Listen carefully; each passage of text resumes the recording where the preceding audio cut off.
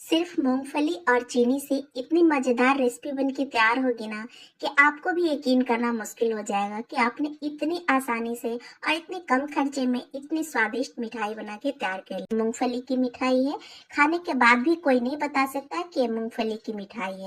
और इस मिठाई को बनाने के लिए ना तो आपको मावा चाहिए, ना मिल्क चाहिए, ना आपको घी चाहिए, ना पनीर चाहिए, ना कोई महंगी चीज चाहिए। बहुत ही आसानी से घर में रखे सामान से आप बना सकते हैं और बहुत ही बढ़िया मिठाई बनके तैयार होता है। तो चलिए बनाना कैसे है देख लेते हैं। सबसे पहले हमें बिना छिलके वाली ये मूंगफली चाहिए। तो ये देखिए, इस तरीके का बिना छिलके वाली मूंगफली हर किसी के घर में अवेलेबल नहीं होता है। तो आप क्या करें, ये जो कच्चा मूंगफली है ना, ये ले लीजिए और गैस पे पैन डाल के या फिर कोई कढ़ाई डाल के इसको 3 से 4 मिनट के लिए भून लीजिए। गैस का फ्लेम कम करके भूनिएगा, क्योंकि हमें मूंगफली में कोई कलर नहीं चाहिए, एकदम व्हाइट ही रहना चाहिए। बस इसका जो ऊपर का जो स्किन है ना वो गर्म हो जाए, और जब ठंडा हो जाए फिर हम इसे निकालें तो ये छिलका जो है ना, स्किन, ये आराम से निकल जाए। बस इतना ही आपको मूंगफली को भून लेना है। तो बस 2 से 3 मिनट या 4 मिनट के लिए भूनिएगा और गैस का फ्लेम कम करके ही भुनिएगा। इस तरीके से मूंगफली जब चटकने लगे, बीच से इसमें दरार आने लगे, फिर आप क्या करें, गैस बंद कर दीजिए और ये जो मूंगफली है ना, इसको ठंडा होने दीजिए। ठंडा होने के बाद जब आप इसको हाथ से मलेंगे ना, तो बहुत ही आसानी से इसका जो छिलका है ना वो निकल जाता है। तो आप देख सकते हैं मूंगफली में बीच से दरारें आने लगी है और ये चटकने भी लगा है। ऊपर का स्किन इसका गर्म हो गया है, तो इसलिए चटकने लगा है। गैस देंगे तो छिलका निकालने का भी मैं इजी तरीका बताऊंगी। ये देखिए, इस तरीके से ठंडा हो गया है और हाथ से मैं मैश कर रही हूँ, तो ये बहुत ही आराम से इसका छिलका निकल रहा है। तो हम हाथ से इसको मसल के और इसका छिलका निकाल लेंगे।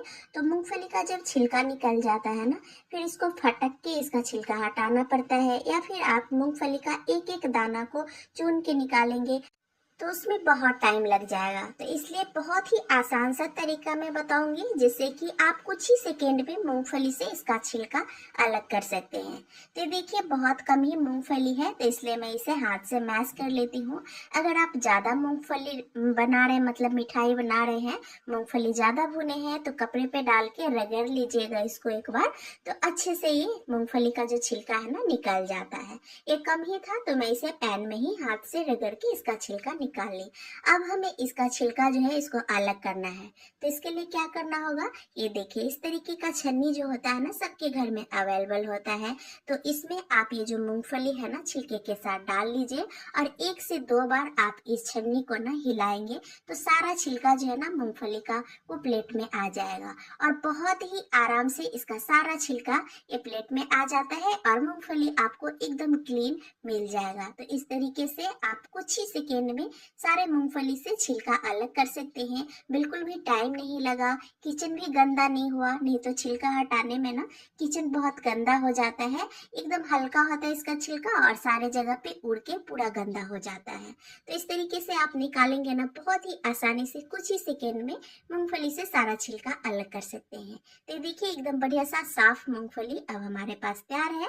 तो अब हम छिलका हटा देते हैं और ये मूंगफली का हम मिठाई में यूज करेंगे। तो इस तरीके से आप मूंगफली पहले से बना के रखे हैं बिना छिलका वाला, अगर आपके पास मूंगफली है तो बहुत ही जल्दी ये मिठाई बन के तैयार हो जाएगा। नहीं है तो इस तरीके से कच्चे मूंगफली को थोड़ी देर के लिए भून के और छिलका हटा लीजिए। अब हम क्या करेंगे, मिक्सी के जार में डालेंगे और इसे पीस लेंगे।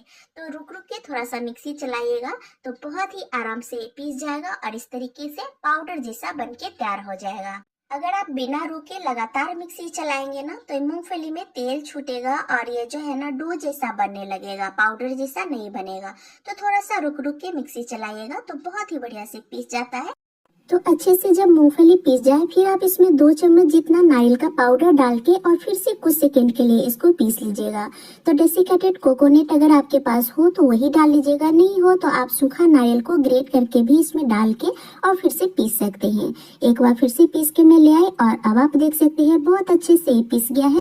तो ये देखिए, गैस पे मैं कढ़ाई डाल के रखी हूँ। अभी हम इसमें चीनी डालेंगे। तो जितना मूंगफली लिए थे ना उससे हम आधा चीनी ले रहे हैं। आप चाहे तो थोड़ा सा ज्यादा या कम नहीं डालेगा, इतना परफेक्ट है। जितना मूंगफली ले रहे हैं उतना भी चीनी डाल सकते हैं, पर बहुत ज्यादा मीठा हो जाएगा इसलिए थोड़ा कम ही डालेगा। तो मैं आधा से थोड़ा सा ज्यादा डाली हूँ, मतलब 1 कटोरी मूंगफली था तो आधा कटोरी से थोड़ा सा 1 चम्मच जितना ज्यादा मैं चीनी यूज की। और जितना चीनी लेंगे उससे हम आधा पानी लेंगे, तो बहुत ही बढ़िया सा चाशनी बनेगा, एकदम गाढ़ा सा। तो इस बात का आपको खास ख्याल रखना है।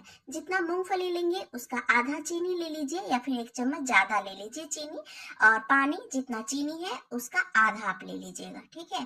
तो इस तरीके से आप बना के देखिएगा, परफेक्ट मूंगफली का मिठाई बन के तैयार होगा। बहुत ही गजब की बन के तैयार होता है। बस एक उबाल आने देंगे चीनी घुलने के बाद, और ये देखिए चाशनी हमारा एकदम बढ़िया सा गाढ़ा बन के तैयार है। तो वैसे तो जिस रेशो से मैं बताई हूँ उस रेशो से आप मिठाई बनाएंगे ना तो चाशनी को चेक करने की भी जरूरत नहीं पड़ेगी, क्योंकि जितना चीनी लेंगे उसका आधा पानी लेंगे ना तो गाढ़ी चाशनी बनके तैयार हो ही जाती है। फिर भी मैं चेक करके आपको दिखा दी, एक तार की चाशनी बननी चाहिए इस तरीके से। गाढ़ी चाशनी जब बन जाए फिर आप गैस बंद कर दीजिए, और ये जो मूंगफली का पाउडर और डेसिकेटेड कोकोनट को हमने पीस के रखा था इसको हम डाल देंगे। ध्यान रहे गैस का फ्लेम बंद करके ही डालिएगा। आपके पास अगर मिल्क पाउडर हो तो 1 चम्मच जितना मिल्क पाउडर भी इसमें डाल लीजिएगा। ये भी पूरी तरह से ऑप्शनल है, आप सिर्फ चीनी और मूंगफली से भी ये मिठाई बना सकते हैं। पर मिठाई बना रहे हैं इसमें मूंगफली का टेस्ट ना आए, इसके लिए आप थोड़ा सा डेसिकेटेड कोकोनट और मिल्क पाउडर जरूर डालिएगा। इससे ना पूरी तरह से इसका टेस्ट बदल जाता है, बिल्कुल भी पता नहीं चलेगा कि मूंगफली की बर्फी है। बहुत ही मजे की बनके तैयार होती है।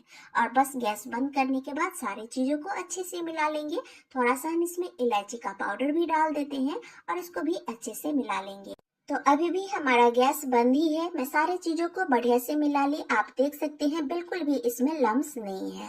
तो इस तरीके से आप मिला लीजिएगा, उसके बाद ही गैस ऑन करिएगा। अभी मैं गैस ऑन कर ली और गैस का फ्लेम बिल्कुल कम करके रखी हूँ। बस 1 से 2 मिनट के लिए ये जो बैटर है ना, मतलब ये मिश्रण, इसको हम पकाएंगे और बहुत ही बढ़िया से गाढ़ा एकदम जमने वाली कंसिस्टेंसी इसका आ जाएगा। बस 1 से 2 मिनट के लिए ही आपको इस मिश्रण को पकाना है, क्योंकि चीनी का जो चाशनी था ना बहुत ही गाढ़ा था, और इसमें हमने मिल्क पाउडर, डेसिकेटेड कोकोनट और मूंगफली का पाउडर डाला है तो बहुत जल्दी से गाढ़ा हो जाता है। बस थोड़ी देर आप इसको पकाइएगा, और इस तरीके से जब गाढ़ा हो जाए फिर आप गैस बंद कर दीजिए और इसको चलाते हुए ही ठंडा करिए। 5 से 6 मिनट का टाइम लगेगा। मैं आपको दिखा दी गैस बंद है, और इस तरीके से मैं मिला रही हूँ और मिलाते हुए ही इस मिश्रण को मैं ठंडा कर रही हूँ। जब इस तरीके से इस प्रोसेस को आप करके देखिएगा ना, मिठाई जो बनेगा ना बहुत ही खस्ता बनेगा और बहुत ही बढ़िया एकदम काजू कतली जैसा इसका टेक्सचर आएगा, और टेस्ट भी आएगा काजू कतली जैसा ही। तो ये देखिए गैस से मैं नीचे उतार दी, और गैस तो मैं बंद ही रखी थी फिर भी मैं मिला रही थी, और अभी मैं नीचे उतार के फिर से इसे मैं मिला ही रही हूँ, क्योंकि हाथ से छूने लायक अभी भी ये नहीं है, अभी भी बहुत ही गर्म है। तो इसे मैं करछी से ही, मतलब स्पैचुला से ही मिलाती जा रही हूँ और इसको ठंडा करती जा रही हूँ। जैसे जैसे ये ठंडा होगा बहुत ही बढ़िया से गाढ़ा होते जाएगा। तो इसको आपको छोड़ना नहीं है कढ़ाई में, इसको ना मिलाते ही रहना है, मिलाते हुए ही इसको ठंडा करना है। तो अभी आप देख सकते हैं कितना गाढ़ा ये मिश्रण हो गया है। जब हमने गैस बंद किया था तो ये थोड़ा सा गीला जैसा था, और अभी ये ठंडा होते जा रहा है और आप देख सकते हैं बहुत ही बढ़िया से गाढ़ा होते जा रहा है। तो इसको ऐसे ही कढ़ाई में छोड़ दीजिएगा ना ठंडा होने के लिए, तो ये भुरभुरा मिश्रण बनके तैयार हो जाएगा। इसका आप मिठाई सेट नहीं कर सकते हैं, तो इसलिए इसको लगातार चलाते हुए ही इसको ठंडा करना पड़ेगा, जिससे कि ये स्मूथ हो जाए। और जब आप इसका मिठाई बनाए ना तो बहुत ही बढ़िया सा एकदम स्मूथ मिठाई बन के तैयार हो। ऐसे ही ठंडा हो जाएगा कढ़ाई में, आप चलाएंगे नहीं इसको तो मिठाई का शेप अच्छा नहीं आएगा। तो इसीलिए इस प्रोसेस को करना बहुत ही जरूरी है। इस तरीके से मिलाते हुए मैं थोड़ा सा ठंडा कर ली। अभी भी हमारा जो मिश्रण है ना वो थोड़ा सा गर्म ही है। तो अब मैं आपको दिखाती हूँ, एक थाली के ऊपर मैं पीछे की साइड से थोड़ा सा घी लगा के रखी हूँ। ऐसे आपको दिख नहीं रहा होगा इसलिए मैं उंगली में लेके आपको दिखाई। थाली को पलट के रखी हूँ पीछे की साइड से थोड़ा सा घी लगा के। इसके ऊपर ये जो मिठाई का मिश्रण है इसको हम निकाल लेंगे, क्योंकि अभी ये थोड़ा सा ठंडा हो गया है। पर ये पूरी तरह से ठंडा नहीं हुआ है, अभी भी ये गर्म ही है। फिर भी हम इसको निकाल लिए हैं थाली के ऊपर और इसको हम हल्के हाथ से इसे मिला रहे हैं। अभी भी गर्म है तो हाथ में सट रहा है, आप देख सकते हैं चिपक रहा है। तो थोड़ी देर के लिए इसे हम मिलाते हुए ठंडा कर लेंगे ताकि ये और बढ़िया से स्मूथ हो जाए।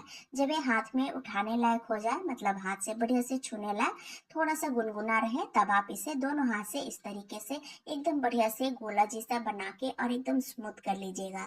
इस तरीके से जब आप मिठाई बनाएंगे ना, तो सच बता रही हो बहुत ही बढ़िया सा मिठाई बनता है, एकदम स्मूथ बनेगा और खाने में बिल्कुल काजू कतली जैसा ही लगेगा। तो ये देखिए थोड़ा सा मिश्रण ठंडा हो गया, मैं इसे हाथ पे भी उठा के और बढ़िया से मिला मिला के चिकना कर ली। उसके बाद में इसी थाली के ऊपर इसे फैला रही हूँ। हाथ से हम थोड़ा सा फैला के चौकोर शेप दे देंगे। उसके बाद आप चाहे तो बेलन से भी इसे बेल के और एकदम बढ़िया सा बराबर लेवल में कर लीजिएगा। तो पहले मैं हाथ से ही कर लेती हूँ, उसके बाद ऊपर से हम बेलन से इसको चिकना कर लेंगे। तो ये देखिए इस तरीके से चौखुट शेप में मैं कर ली। उसके बाद में इसके ऊपर बेलन चला रही हूँ, क्योंकि मिठाई का जो शेप है ना, सारा मिठाई एक ही साइज का निकले। ऐसे ही हाथ से करके छोड़ देंगे ना, तो कोई मिठाई का पीसेस थोड़ा सा मोटा बनेगा, कोई थोड़ा पतला बन जाएगा। तो इसीलिए सारे मिठाई का पीस एक बराबर का एक ही साइज का निकले, इसलिए इसके ऊपर से थोड़ा सा हल्के हाथ से बेलन चला लीजिएगा। और थिकनेस आप अपने हिसाब से रख सकते हैं। आप देख सकते हैं मैं काजू कतली के जितना पतला नहीं रखी हूँ, थोड़ा सा मोटा ही रखी हूँ। तो इस तरीके से रखने के बाद, बेल लेने के बाद, ऊपर से स्मूथ कर लेने के बाद थोड़ी देर के लिए हम इसको ऐसे ही किचन में छोड़ देंगे। फ्रिज में भी आप रख सकते हैं, पर फ्रिज में रखने की इस मिठाई को जरूरत नहीं पड़ेगी। किचन में ही आप 15 से 20 मिनट के लिए छोड़ दीजिएगा ना, बहुत ही बढ़िया से ठंडा हो जाता है, तो सेट हो जाता है। तो ये देखिए 15 से 20 मिनट के लिए मैं किचन में ही छोड़ दी थी, इसको फ्रिज में नहीं डाली थी, और ये बहुत ही बढ़िया से ठंडा हो गया और एकदम अच्छे से सेट हो गया। तो अब मैं इसको कट कर लेती हूँ। आप अपने हिसाब से इसे कोई भी शेप में कट कर सकते हैं। अगर आपको डायमंड शेप पसंद हो तो उस शेप में भी कट कर सकते हैं, देखने में काजू कतली जैसा लगेगा। और हाँ, आप चाहे तो इसके ऊपर सिल्वर वर्क भी लगा सकते हैं, या फिर कोई ड्राई फ्रूट को बारीक काट के इस पे लगा सकते हैं, या फिर केसर के धागे से भी इसे सजा सकते हैं।